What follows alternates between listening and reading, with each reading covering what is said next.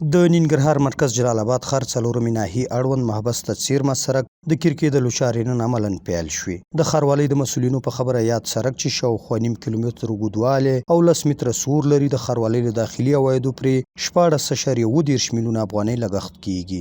مسؤلین همدارنګه وایي د یاد سړک دواړو خواو ته ویالې، د سړک د منځ ګلدان او لایټینګ سیستم هم پکې شامل دي چې ټولې چارې به ژر بشپړې او ګټې اخیستنې ته به وسپارل شي. دغه پروژه چې په څلورمه ناحیه کې د محبس شاته د سړک کریزي اسفالټ پروژه وه. د دې سړک ټوټل اوږدوالی چې دی 340 متره دی. د دې سړک عرض چې دی 9.10 متره دی. دواړه طرف ته په اساسي ډول ویالې او همدارنګه پیدرونه هم پکې شامل دي. دلته د لایټینګ سیستم دی چې 22 پایې به دواړو غاړو ته لګول کېږي. همدارنګه 3 پلچکونه په اساسي ډول په دې کې جوړیږي.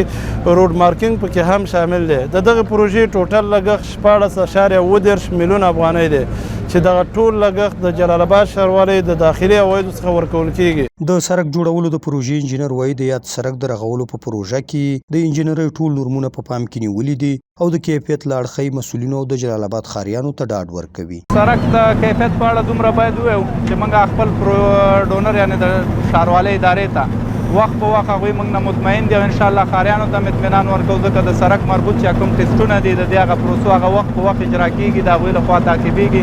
د کیفیت په اړه 100% موږ اطمینان ورکوو ښاروالۍ ته، ښاریانو ته، ټولو ته چې انشاءالله په هغه کوم شکل چې موږ ته ډیزاین راکړل شوی په همغې شکل به دا تطبیقېږي. همدارنګه د جلال آباد ښار اوسیدونکي وایي خوښ دي چې له کلونو وروسته د سړک دغه ځمکه له غصب خلاصه او په اساسي ډول پرې سړک جوړ شو، کوم چې د څلورمې ناحیې د خلکو تر ټولو لویه اړتیا وه، خو د تیرې ادارې پر وخت ورته هیڅ توجه نه کېده.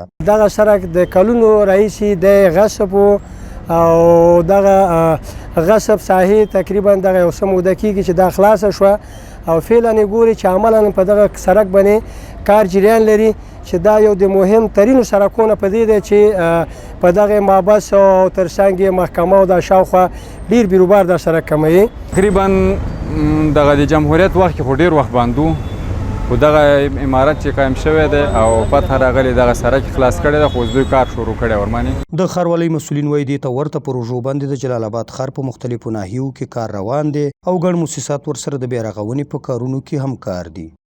دغه پروژې او دې ته ورته پروژې انشاءالله په ټول جلال آباد ښار کې جریان لري چې خپله د جلال آباد ښاروالۍ د داخلي عوایدو څخه ورته لګښت ورکول کېږي چې په اوله ناحیه کې ده، په دویمه ناحیه کې ده، په څلورمه ناحیه کې بله پروژه هم شته، په پنځمه ناحیه کې ده، په اوومه ناحیه کې ده، په نهمه ناحیه کې ده. د دې ترڅنګ د ټولو مؤسساتو سره د جلال آباد ښاروالۍ خپله هماهنګي لري چې ټول مؤسسات د جلال آباد ښاروالۍ تر چتر لاندې خپل انکشافي کارونه سرته رسوي چې دا له جملې څخه یونفس ده، یونهابیتات ده، WFP ده، OCHR او داسې نور مؤسسات. په ننګرهار کې په دې وروستیو کې د ښاروالۍ لخوا د پام وړ د بیا رغونو پروژو باندې کار شوی او له کلونو د خدماتو لرې پاتې سیمو او خلکو ته یې د بیا رغونې او ګڼو نورو برخو کې لامثاله خدمات وړاندې کړي دي. سحر ګل، هوریت راډیو، ننګرهار.